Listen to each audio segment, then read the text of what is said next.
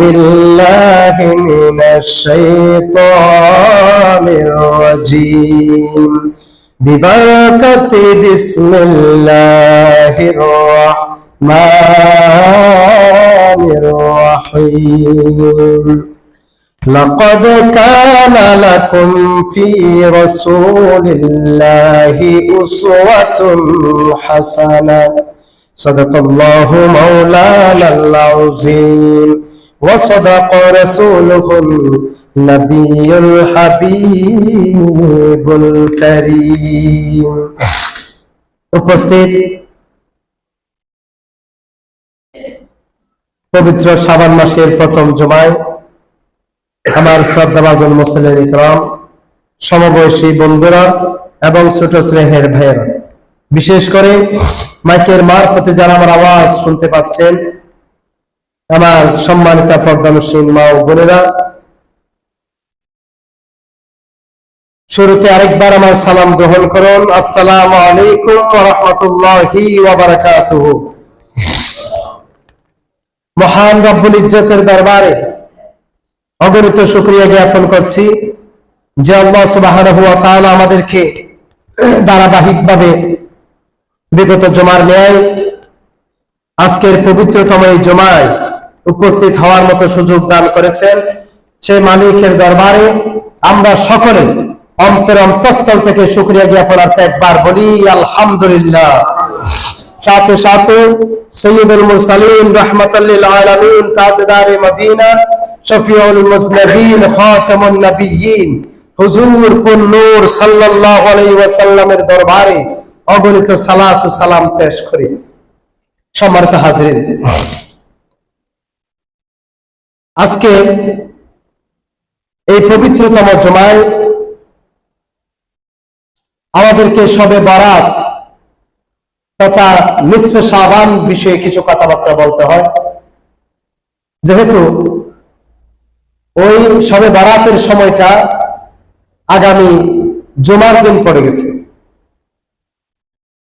তাহলে ওই বিষয়ে আমাদেরকে কিছু জিনিস জানতে হয়। এই শাবান মাসটা মূলত রমজানের একটা পরীক্ষামূলক মাস। যেমন আমরা স্কুল কলেজ মাদ্রাসার মধ্যে যখন পরীক্ষা দিই, ফাইনাল পরীক্ষা দেওয়ার আগে কিছু টেস্ট পরীক্ষা দিই, মূল্যায়ন পরীক্ষা বলি সেগুলো কি। ফাইনাল পরীক্ষা দেওয়ার আগে কিছু মূল্যায়ন পরীক্ষা দিই, মানে মেধা কতটুকু হয়েছে যাচাই বাছাই করার মতো। ঠিক অনুরূপ ভাবে রমজানের জন্য আমরা কতটুকু প্রস্তুত হয়েছি তার পরীক্ষামূলক হচ্ছে এই শাবান মাস। হাদিস শরীফের মধ্যে এসেছেন রাসূল পাক সাল্লাল্লাহু আলাইহি ওয়াসাল্লাম এই মাস আসলে খুব বেশি নফল রোজা রাখতেন। এই মাস আসলে খুব বেশি রোজা রাখতেন। অনেক সময় সাহাবীরা মনে করতেন হুজুর মনে হয় আর রোজা ভাঙবেন না, আর রোজা ভাঙবেন না, একেবারে নাকি রমজানের সাথে মিলিয়ে নিয়ে খেয়ে যান, এরকম মনে করতেন। আর এই মাসে বেশি বেশি করে দান সদকা, নফল রোজা এবং নফল ইবাদতের মধ্যে প্রিয় নবী সাল্লাল্লাহু আলাইহি ওয়াসাল্লাম মশগুল থাকতেন। অর্থাৎ এটা আমাদেরকে শিক্ষা দেওয়ার জন্য আল্লাহ রাসূল সাল্লাল্লাহু আলাইহি ওয়াসাল্লাম এই সমস্ত কাজগুলো করতেন।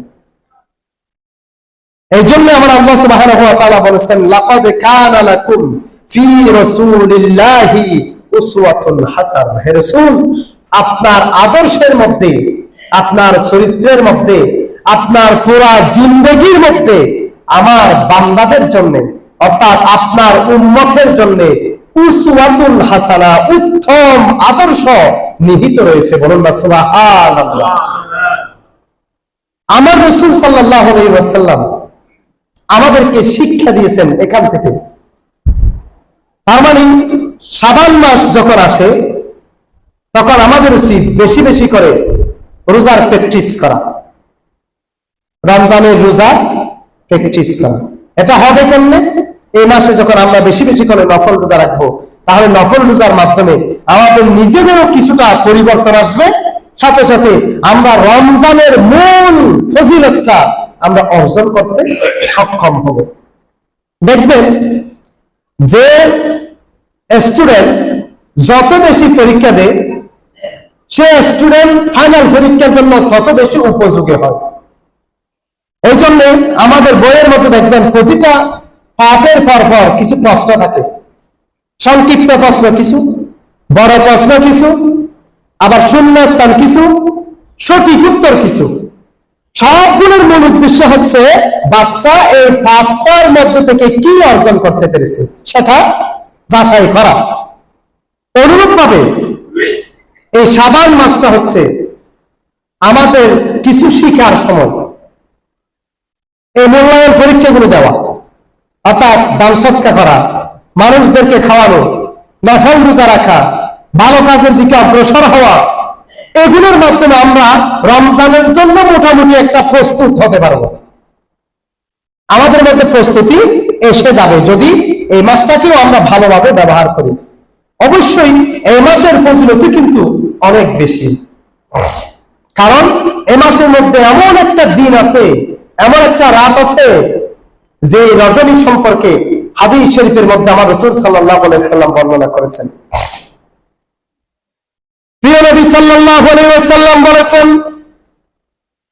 قال النبي صلى الله عليه وسلم إذا كانت ليلة النصف من شعبان فقوموا ليلها وصوموا يومها فإن الله تعالى ينزل فيها لغروب الشمس إلى السماء الدنيا فيقول على من مستغفر فاغفر له على من مسترزق فأرزقه على من مبتليا فأعافه على كذا حتى يطلع الفجر।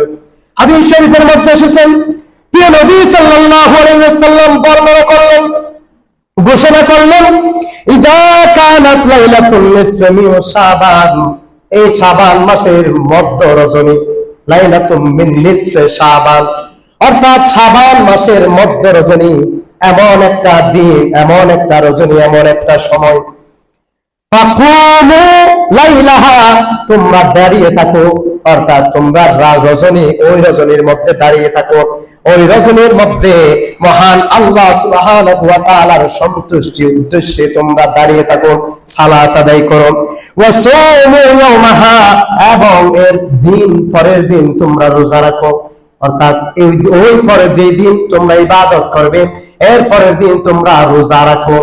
রাতে সারা রাত ধরে দাঁড়িয়ে থাকো, নামাজের মাধ্যমে, নফল নামাজের মাধ্যমে, কোরআন তেলাওয়াতের মাধ্যমে, জিকির আজকারের মাধ্যমে নিসফে শাবান তোমরা জেগে থাকো।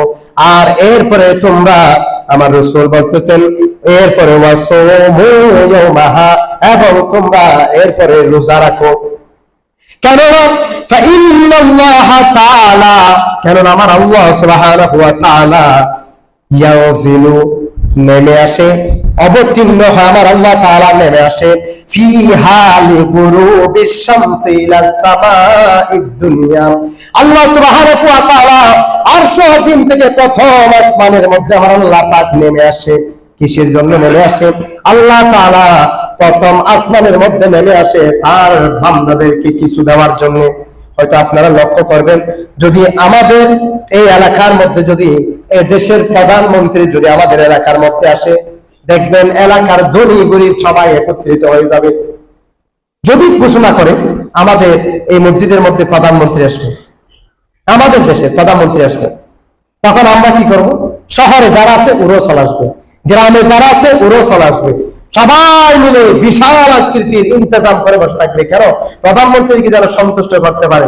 প্রধানমন্ত্রীকে সন্তুষ্ট করতে পারলে আমাদের অপূরণীয় যদি কোনো কিছু থাকে, রাস্তাঘাট, মসজিদ, মাদ্রাসা, তাহলে সেগুলো আমরা পেয়ে যেতে পারি, আশায় পেয়ে যেতে পারি। সে আশায় মানুষের জন্য আমরা দিনের পর দিন দাঁড়িয়ে থাকি, সম্বর্ধনা দেওয়ার জন্য, ফুলের মালা দেওয়ার জন্য, তার থেকে কিছু পাওয়ার জন্য। কিছু দিব, আবার তার থেকে কিছু নিব। এটা মানুষের জন্য করি। আর স্বয়ং রাসূল পাক সাল্লাল্লাহু আলাইহি ওয়াসাল্লাম বলতেছে, ইন্নাল্লাহা তাআলা ইয়ানজিলু, আল্লাহ সুবহানাহু ওয়া তাআলা নেমে আসে, ফিহা লিগুরুবি শামসি ইলা সামাইদ দুনিয়া। আবার আল্লাহ সুবহানাহু ওয়া তাআলা আরশ আজিম থেকে এই জমিনের মধ্যে নেমে আসে কিসের জন্য? বান্দাদেরকে দেওয়ার জন্য, বান্দাদেরকে দেওয়ার জন্য। এখন যেদিন আবার আল্লাহ সুবহানাহু ওয়া তাআলা বান্দাদেরকে দেওয়ার জন্য নিকটতম সময়, নিকটতম জায়গায় চলে আসে, তো সেই দিন আমাদের কি করা দরকার? ঘুমানো নাকি দৌড়াদৌড়ি করা নাকি আড্ডায় সময় নষ্ট করা?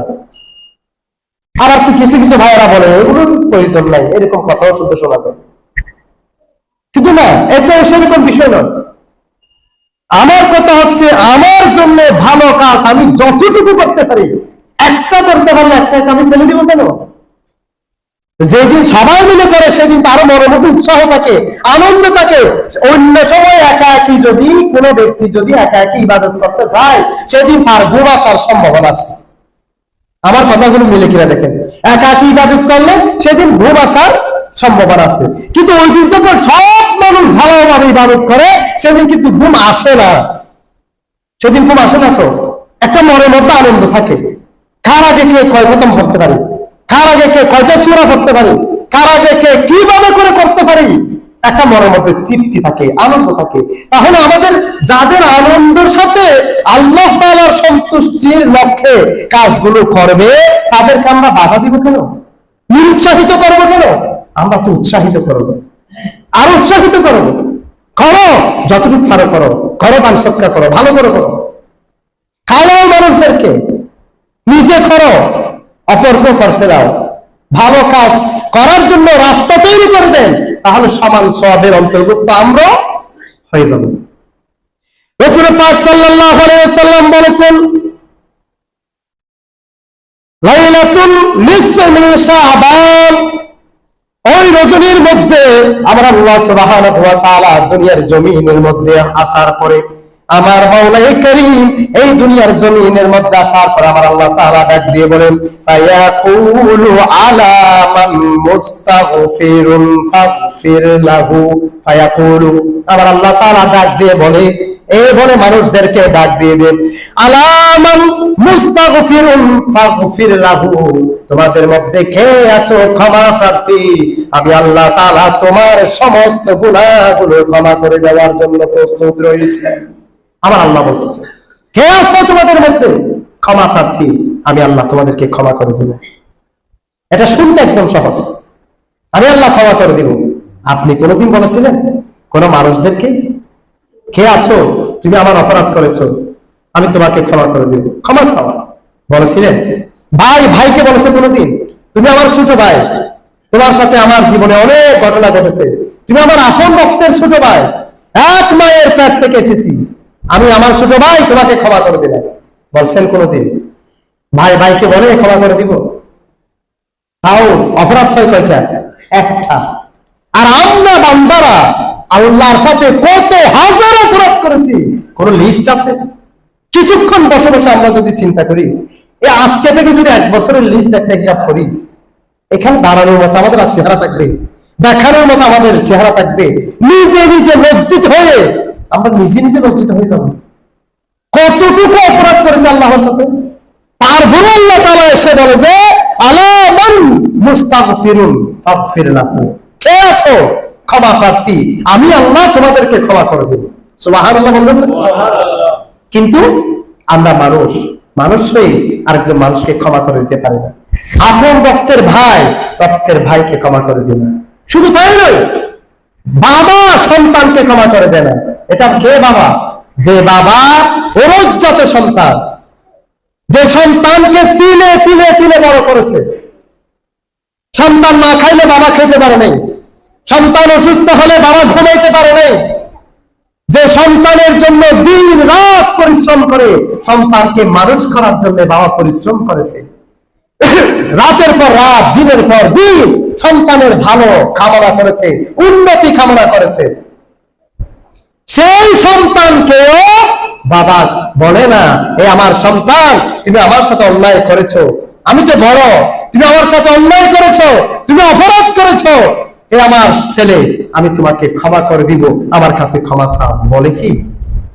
কোন বাবাও বলে? তো কে বলে ক্ষমা এত সহজ? দেখেন, কিন্তু আমাদের উচিত ক্ষমা করে দেওয়া। এই যে ক্ষমা করে দেওয়া, দেখে ক্ষমা করে দেওয়া আল্লাহ তাআলার সুন্নাত। এটা কার সুন্নাত? আল্লাহর সুন্নাত। আল্লাহ বলতেছেন আলা মান মুস্তাগফিরুন, কে আছো ক্ষমা প্রার্থী, আসো আমার কাছে, ফাগফির লাহু, আমি তোমাকে ক্ষমা করে দেব। যারা ক্ষমা চাও আমি তোমাদেরকে ক্ষমা করে দিব। তাহলে আল্লাহর একটা সুন্নাত আমরা কি বাস্তবায়ন করতে পারবো? আমরা কি আমাদের ভাইদেরকে ক্ষমা করে দিতে পারবো? আমরা কি আমাদের সন্তানদেরকে ক্ষমা করে দিতে পারবো? এতটুকু যদি না পারি, আমার ভাই আমার সাথে অন্যায় করেছে মাত্র একটা, হয়তো একদিন আমার সন্তান আমার সাথে অপরাধ করেছে মাত্র 1 মিনিটের বিষয়, হয়তো সামান্যটুকু, হয়তো একবার, 1000 বার আমার সন্তান আমার অনুগত ছিল, শুধু একবার অনুগত না হওয়ার কারণে যে সন্তানকে আমি ছেড়ে দিলাম, যে সন্তানকে আমি 2 চোখে দেখতে পারি না, যে ভাই হয়ে ভাইকে আমি 2 চোখে দেখতে পারি না, যে চাচা হয়ে ভাতিজাকে দেখতে পারে না, ভাতিজা হয়ে চাচাকে দেখতে পারে না, সম্পর্ক নাই সমাজের মধ্যে, একজনের সাথে আরেকজনের সাথে দুশ্মনী, শত্রুতামি, এমনকি খুন খারাপি পর্যন্ত হয়ে যায় সামান্যটুকু কারণে, তাও একবারের অপরাধের কারণে। কিন্তু 1000 বার ভালো ছিল এর পূর্বে, এটা কোথায় গেল? এখন আমাদের একটা বোঝা উচিত, আমরা মানুষ হয়ে যদি মানুষকে ক্ষমা করতে না পারি, তা আল্লাহ তাআলা আমাদেরকে কেমনে ক্ষমা করবে? অন্তত পক্ষে এই কথাটা বলার জন্য হলো আমাদের ক্ষমা করা উচিত। আমরা যদি আজকে ক্ষমা করে দিতে পারি, কাল কিয়ামতের ময়দানে যখন আমরা হয়তো জান্নাতে যেতে পারবো না বিভিন্ন অপরাধের কারণে, সেই মুহূর্তে তো আমরা ডাক দিয়ে বলতে পারি, মাওলা আমি তো ক্ষমা করে দিয়েছিলাম দুনিয়ায়, আমি তো মানুষ হয়ে আমি আমার সন্তানকে ক্ষমা করে দিয়েছিলাম, আমি মানুষ হয়ে আমি আমার বাবাকে, আমি আমার ভাইকে ক্ষমা করে দিয়েছিলাম, আমি আমার ছোটজনকে ক্ষমা করে দিয়েছিলাম, আমি আমার প্রতিবেশীকে ক্ষমা করে দিয়েছিলাম। আয় আল্লাহ তাআলা, আমি যে ক্ষমা করে দিয়েছি মাওলা, আজকে সেটার উসিলায় হলেও তুমি আমাকে ক্ষমা করে দাও না। এই কথাটা তো হয়তো আমরা বলতে পারবো কিয়ামতের মাঠে। তা আল্লাহর একটা সুন্নাত তো আমাদের বাস্তবায়ন করা দরকার। এটা যদি হয় তাহলে দেখবেন সমাজের সকল মানুষ ঐক্যবদ্ধ হয়ে গেছে, একজনের সাথে একজনের মধ্যে আর শত্রুতা থাকবে না, যদি আমরা ছোট ছোট ভুলগুলো ক্ষমা করে দিতে পারি। রহমতের ভান্ডার তুমি, দয়ার কান্ডার, রহমতের ভান্ডার তুমি, দয়ার কান্ডার, তোমার দয়া বিনে আমরা কেমনে হব পার, মাওলা তোমার দয়া বিনে আমরা কেমনে হব পার, রহমতের ভান্ডার তুমি, দয়ার কান্ডার, রহমতের ভান্ডার তুমি, দয়ার কান্ডার, তোমার দয়া বিনে আমরা কেমনে হব পার, আল্লাহ তোমার দয়া বিনে আমরা কেমনে হব পার।